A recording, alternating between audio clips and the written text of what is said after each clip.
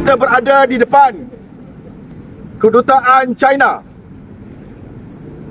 untuk membawa satu mesej yang jelas, meminta bantuan kerajaan China untuk bekerjasama dengan kerajaan Malaysia bagi membantu menyelamatkan rakyat Malaysia yang sekarang ini masih lagi terperangkap, masih lagi diseksa, masih lagi dikurung, masih lagi dipaksa menjadi hamba abdi di Myanmar. Kita mendapat maklumat bahawa ramai rakyat Malaysia yang masih lagi terperangkap di Myanmar. Kita juga mendapat maklumat sindiket-sindiket yang sebelum ini beroperasi di Laos dan juga di Cambodia telah membawa dan menyeruduk masuk rakyat Malaysia daripada Cambodia dan Laos masuk ke Myanmar. Ini membuktikan bahawa Myanmar telah menjadi destinasi kepada pemerdagaian manusia yang terulung di rantau ini. Kita menerima maklum bahawa kerajaan Malaysia mengalami kesukaran untuk mendapat bantuan daripada kerajaan Myanmar untuk menyelamatkan rakyat Malaysia yang masih lagi terkandas dan terkurung di Myanmar. Kita telah pergi ke United Nations, Pertubuhan Bangsa-Bangsa Bersatu, meminta supaya United Nations Malaysia untuk menyampaikan maklumat kepada United Nations berpangkalan di New York untuk membantu rakyat Malaysia. Kita hari ini datang juga sebagai satu usaha untuk membantu rakyat kita yang masih lagi terperangkap untuk berjumpa dengan kedutaan China yang berada di Malaysia supaya mesej ini akan sampai ke Beijing. Mengapakah kita datang kepada kerajaan China? Kita menerima maklum bahawa kerajaan China dan kerajaan Myanmar mempunyai hubungan yang sangat erat dari sudut ekonomi.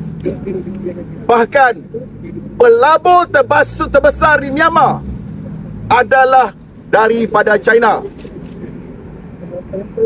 Oleh yang demikian, kita tahu bahawa China mempunyai pengaruh yang besar kepada Myanmar.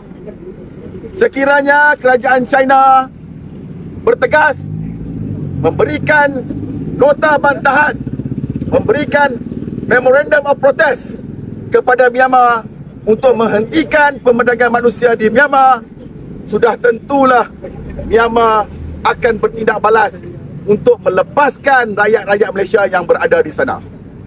Kita dimaklumkan bagaimana ramai rakyat Taiwan telah dibebaskan di Myanmar kerana tekanan yang kuat daripada kerajaan China.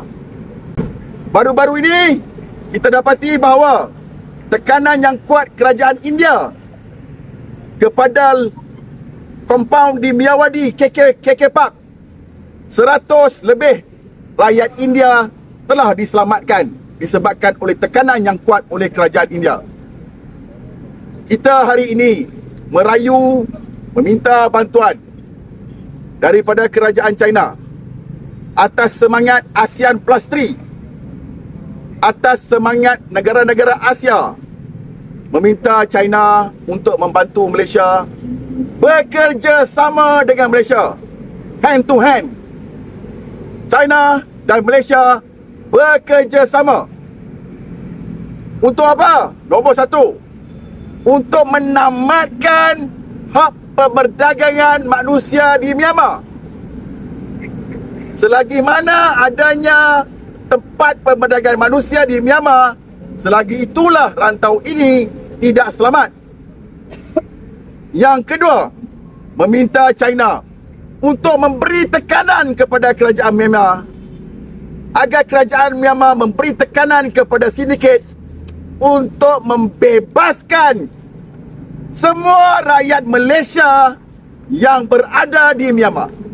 Tidak ada satu pun rakyat Malaysia yang perlu berada di Myanmar kerana mereka ini menjadi mangsa kepada perdagangan manusia. Kalaulah ini tidak boleh diselesaikan, mengapa perlu ada hubungan dagangan di antara Malaysia dengan China? Sudah itulah sebagai satu lambang persahabatan di antara Malaysia dan juga China dalam sudut kebudayaan, dalam sudut sosial dan dalam sudut ekonomi. Perkara utama dalam kerjasama Malaysia dengan China adalah perlu bagi menyelamatkan rakyat Malaysia yang sudah tidak lagi tahan kerana mereka terperangkap begitu lama diseksa di Myanmar. Oleh yang demikian, kami daripada NGO-NGO dan juga keluarga-keluarga yang berada di depan-depan tuan-tuan semua ni, hari ini datang merayu kepada kerajaan China supaya dapat bekerjasama dengan kerajaan Malaysia bagi membantu dan menyelamatkan rakyat Malaysia yang diperdagangkan, yang diseksa di Myanmar.